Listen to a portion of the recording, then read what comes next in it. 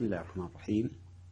الحمد لله رب العالمين، والصلاة والسلام على سيد الخلق أجمعين، سيدنا محمد وعلى آله وصحبه ومن والاه. Dear students, dear sons, today we go further on another topic. It is in chapter 6 or unit 6, you can call it whatever you like. So the matter is the same. The big title is Major Barbara. Now we have themes and styles in this part. But before we go on, it's okay. I'd like you to think of the coming questions, and prepare them from your reading, from your watching, from your listening to this recording, and be ready for the exams, inshallah. There are two questions here as you watch. The first one is a sort of discussion. Discuss any two of the major themes that you studied in the play Major Barbara. The second question is write or recording. If the process continue of what we call remote studying through the visual classes, it is recording much better than writing. I'd like you to prepare yourself to record your answer by voice. So record a proper explanation on the following perceptions. Following perceptions like plot and subplot, they are themes. Perceptions means concepts, ideas, thoughts, like the plot and the subplot of the play. The setting, the allusion, the dialogue. We start now with the first point. It deals with the themes, and the first sub-point or subtitle, we have the perception of parent and child. I am sure that now you realize, after reading several ideas, more information about the play, you realize what do we mean by parent and by child. So the relationship of or between the father and mother and the children. Here we have, if we speak about parent, from one side we speak about the father, Andrew Undershaft, and from the other side about the mother, because they are what they are, in two different sides, in two different directions. And on the other hand, we have the child, and not children. We have the main character, Major Barbara, Barbara herself. So how can we connect a relationship between Barbara and her father and Barbara and her mother? So let's read some ideas through the following paragraphs. As you read through the play, through the context, through the analysis, through the plot or characters, we can increase our background, our idea, through the following. In the opening act of Major Barbara, the character Barbara meets her father, whom she cannot remember either knowing. So because, as you remember, she is grown up in a situation far away from her father. Her father is not living within the family. Because of what? Because of the different beliefs or thoughts of the sides of the family. The father from one side, and the other rest of the members of the family from the other on the other hand.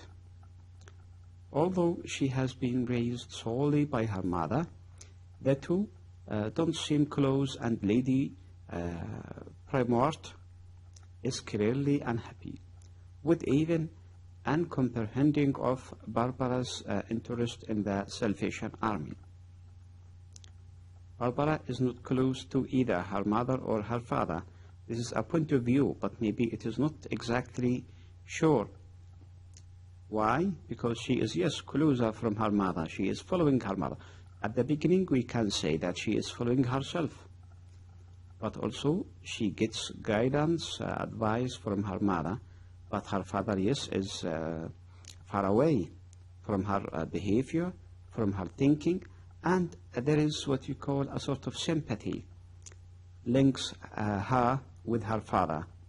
What is this sympathy? The sympathy is that a wish, a desire by Barbara. She wanted to bring her father back to the right path. Okay. But in the army, in this army, Salvation Army, she has found a sort of surrogate parent, a fact that is emphasized when Barbara later says that there are no orphans in the army. Here her idea, okay, her final ideas about the Salvation Army, that finally the Salvation Army is not going well with the what we call beliefs. The beliefs it is constructed to do. The objectives, the targets of this Salvation Army is going in a different way than its construction. When Undershaft enters, however, the importance of the relationship between Barbara and her father becomes immediately apparent. Barbara sees him as a soul in need of salvation. As I said, she wanted to get him back to her side. What is her side? So she thinks that he is okay. He is in need for salvation.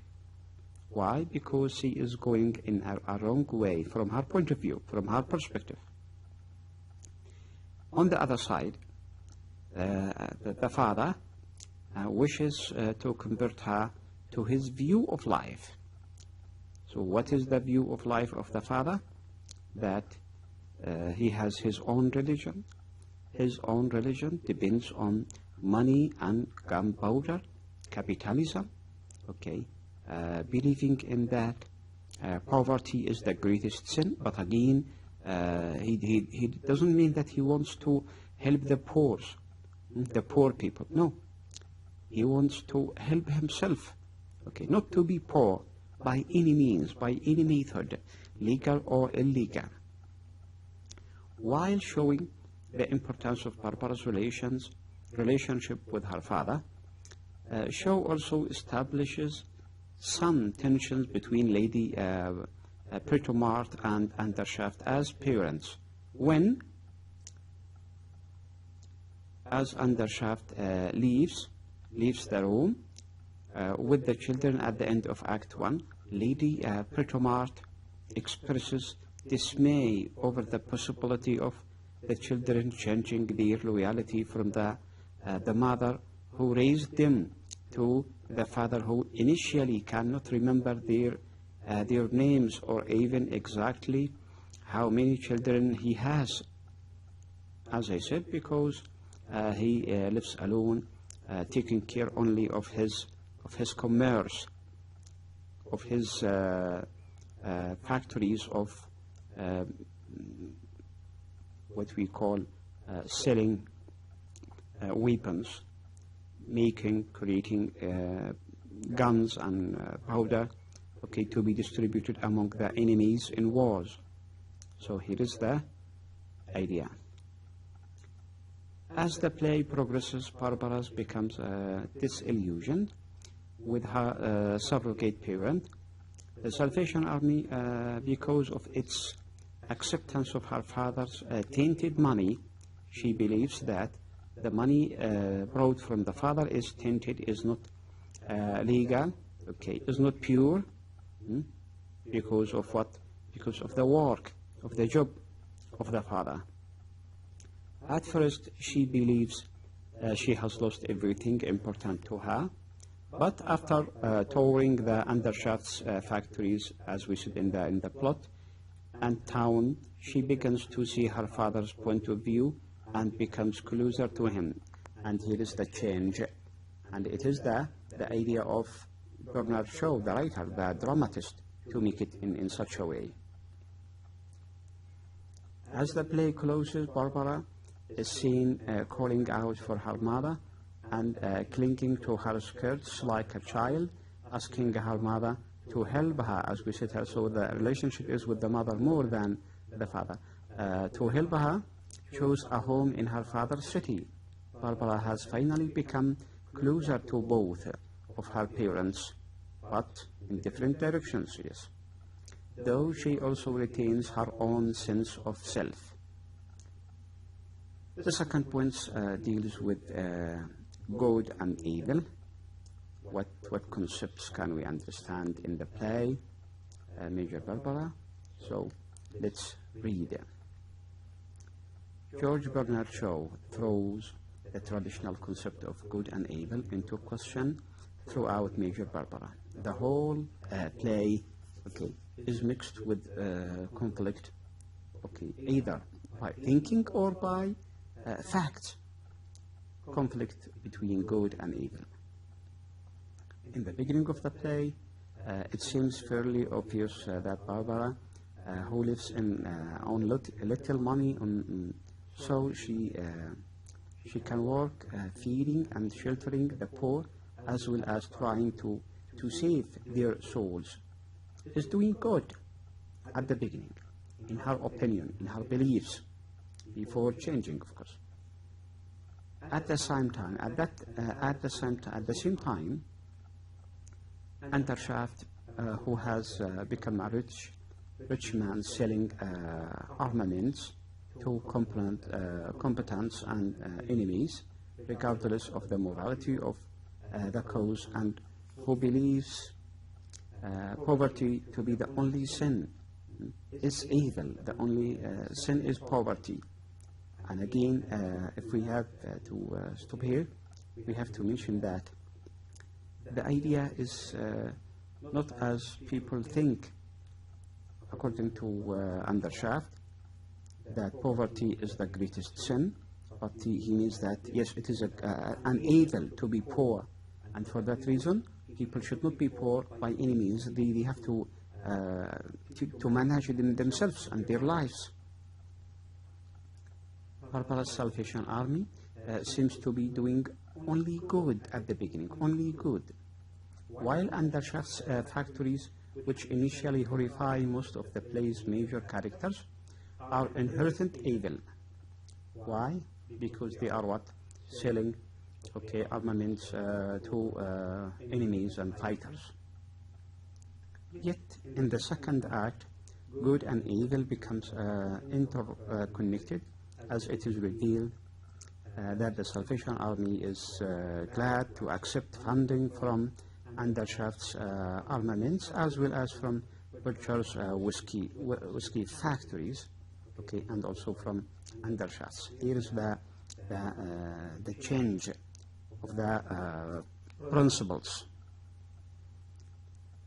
Barbara, who sees good and evil as entirely separate entities, is horrified to discover that the army takes this tainted money, to accept the money even from her father. So horrified, in fact, that she abandons the army altogether. She quit from working no more with the Salvation Army, now because she believes that the ideal beliefs, the principles that the army, the Salvation Army, follow is what are not correct or not proper, as she thought to think about. The sense of interconnection between good and evil is continued in the third act. where the audience discovers the result of Undershaft's evil. Clean, it is clean, huh? Undershaft's evil, clean, well-kept homes for Undershaft's employees. As a sort of show of sometimes, the idea that Undershafts need for his workers, laborers, is a sort of what we call show off, telling others that he is caring of his workers or laborers. Through his armaments, Undershaft has saved his workers from the evil of poverty, because they are working with him and they are giving him what? Honey and gold. He has succeeded where the army has failed. Yeah, by money, sometimes the principles are what are supported, even if they are what negative. Through the success of her father's morally questionable business, the business is immoral, by the way, Barbara is finally able to see the moral complexity of the concepts of good and evil as a sort of thinking, and thinking is different than doing. Now we move to the next theme, next issue of this play: growth and development. We're doing by growth, we're doing by development. The development is as a sort of thematic theater or theatrical aspects. Barbara begins the play as an innocent who believes she has discovered the only right path in the Salvation Army. The right path, the right way is helping people, moral issues are simply for her. The Army's mission of materially assisting the poor, as well as working to save their souls, is working of God. She thinks that the work she is doing is for the satisfaction of God, and it is appreciated. Undershaft's munitions and butcher's whiskies are the work of the devil. Again, this is her opinion, her perspective, as it is the dramatist's. As the play progresses, however, Barbara discovers that the Salvation Army depend on the funding of the Undershafts, and looks Saxe-Mundam and others. Lord Saxe-Mundam is the owner of the butcher whiskey factories, and others like them, similar to the behavior of those people, is not morally pure as she believed, unable to accept the fact that the work of God is being done with devil's money. She abandons her idealism as well as the army itself. Now return to reality instead of ideality or idealism. Losing her faith in the army, Barbara finally comes to see that eliminating poverty is in itself a good deed, and that because of the material success of Undershaft's workers, and that she can no longer bribe them with bread or heathen. Them, who are the poor? She don't want to cheat them, okay, by giving them bread. This sort of bread is tainted because it is bought by tainted money, or heathen to preach for them that they will go to heathen, okay, and she herself doesn't believe in the concept itself now. She is free to work. Unencumbered, which means clear, or unmortgaged, on saving their souls. Despite this sense of Barbara's reaching sort of maturity at the end of the play, Shaw presents Barbara's growth as a paradox. So try to underline this point, it is important. Paradox, conflict in thought. controversial ideas going in her mind here and there, this side or that side. Her own way, her own style, was it correct to follow the principles or to follow the other side, the side of her father?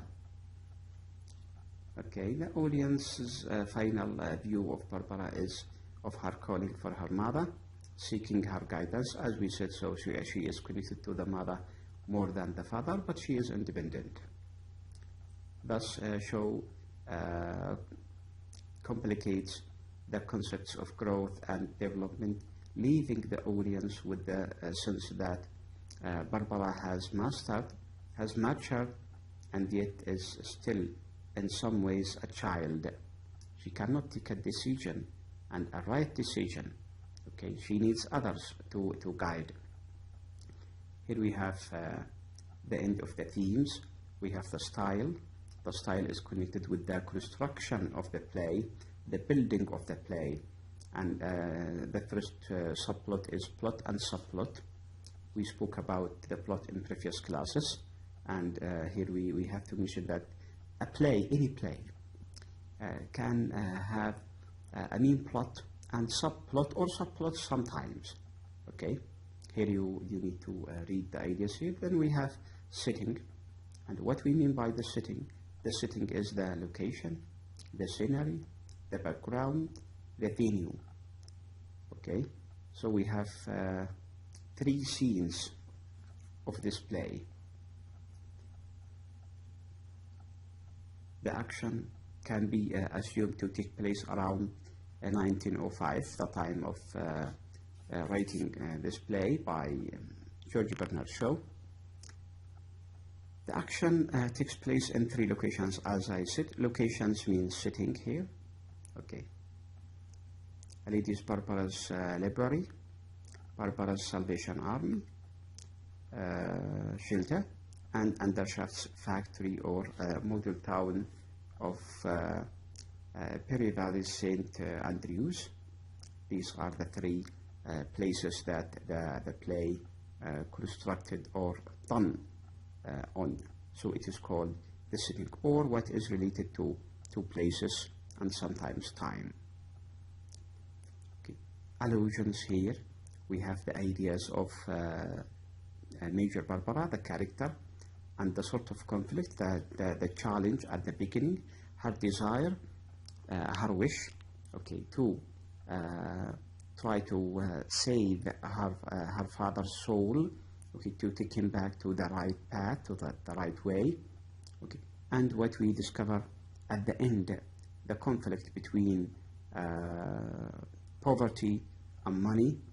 The relationship of that is seen as allusions. You need to read that. Dialogue. The dialogue is mostly happened within the main 2 characters. The 2 main characters, Barbara and Andrew Undershaft. And what kind of dialogue? The dialogue can be the action of the play.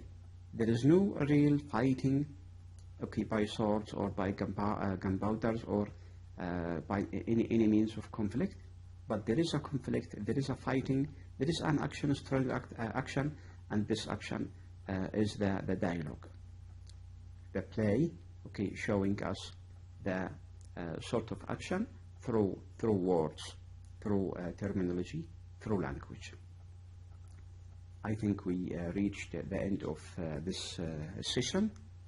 I hope it is proper. Kindly you are requested to read again and prepare for the next class, inshallah ta'ala. The next class still in the same chapter or unit, unit 6 or chapter 6, within the same concept. The main title is Major Barbara, but now we need to shift to the historical context, okay, and criticism, to deal with the criticism and context. We have 2 questions, question number 3 and 4, because the first questions we had in this first session, we have 1 and 2 also. Okay, so Major Barbara in this part, dealing with the themes and setting. Again, kindly you are requested to read again, read from different sources, from your books from the contents available in your rapid contents from libraries, listening to this session, this recording, okay, and try to prepare these questions well. You can be asked to do them written by recording or by making a sort of assignments or any sort of tasks.